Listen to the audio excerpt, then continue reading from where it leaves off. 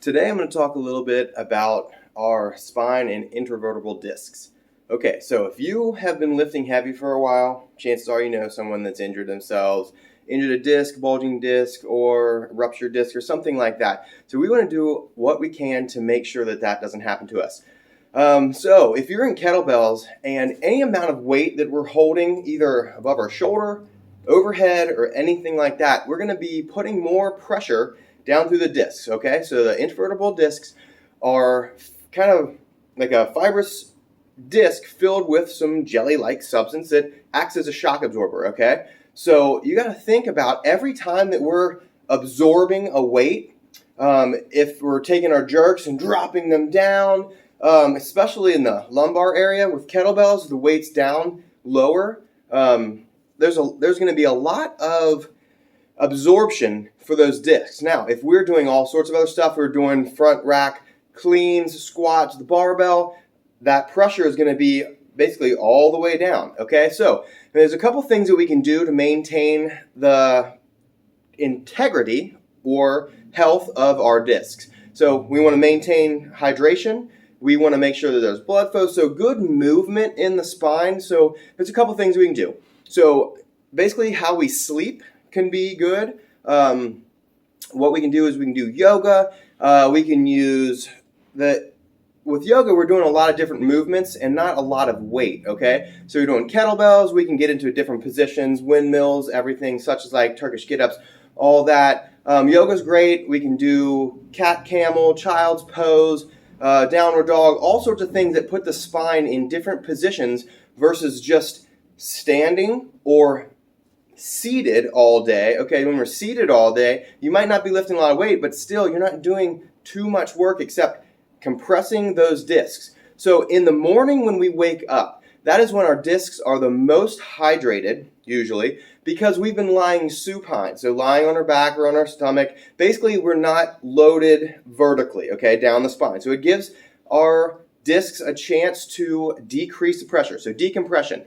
That is big in some of the therapies to help with disc compression. So if you go to a chiropractor, you might be on a traction table, which helps kind of spread you out, okay? You also might hang upside down like a bat on an inversion table. Now, I see people getting in inversion tables, and instead of laying just a little bit of a degree down, so say here's the feet coming down here, they're trying to hang upside down right away. And what that does, yes, it's going to distract the disc and take the pressure off the disc, but it's going to make the nervous system tighten up. It's going to really, really tighten up on make your muscles really tense if you're upside down and you haven't had any prior stuff with that or experience with that.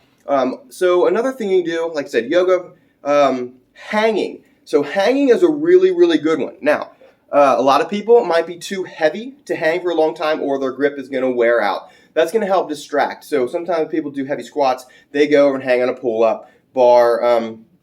But here's what I came up with. This is one of my favorite ways to use the sticks to simulate a hanging position. Okay, so I'm gripping up top, gripping in the sticks right there. And I can take these anywhere, or you can do a door frame that you don't want to pull off. But here's why this is so good. I feel from my shoulders all the way down to my lumbar area, and I can rotate. I can do slightly different areas.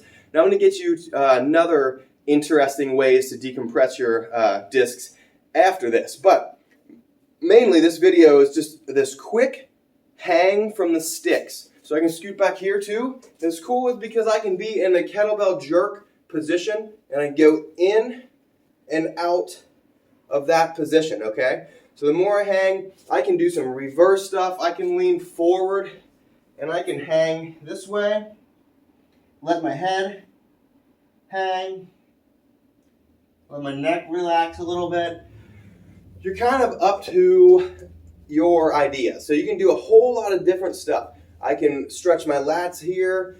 I can stretch my lats here. I can rotate over this way. I can rotate all the way around, get more range of motion. And so it's kind of like yoga to a different degree.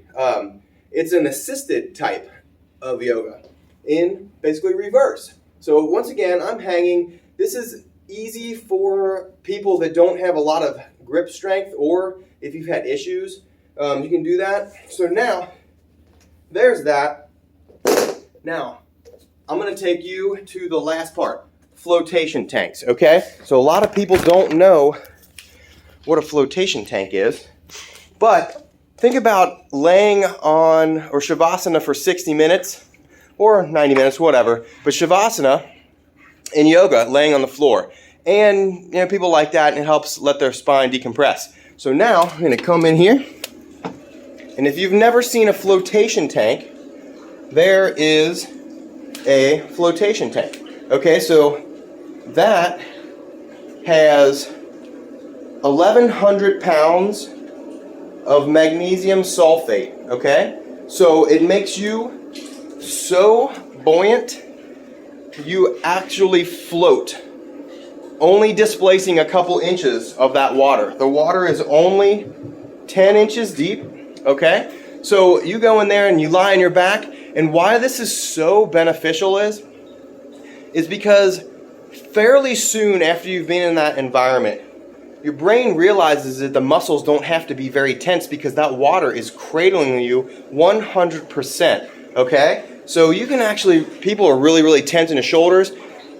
Their brain realizes they don't have to be there and they can relax. So when people have spent 60 minutes or so, 90 minutes floating on that super dense, concentrated magnesium salt water, it's just cradling their skeleton, basically their body.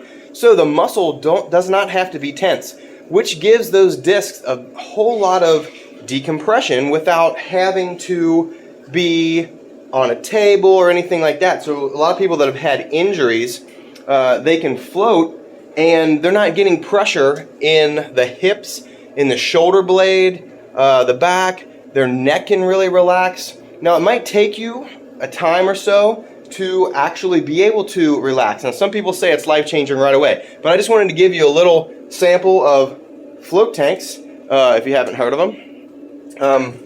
So that's another thing that you could do. That is my business. Obviously, people might say I'm biased, but I floated for a long time before I opened up my own business. But yeah, so for spinal disc care, maintain hydration, smoking isn't really a good thing. So basically, we're going to keep those discs hydrated, blood flow, so movement of the spine in many different ways. When you wake up in the morning, those discs are really, really full. That's not a great time to do very, very heavy lifting. A lot of times that I've read that those discs are under the most amount of pressure. That's why people are taller in the morning as they kind of shrink. Maybe those discs compress through the day as they get less hydrated.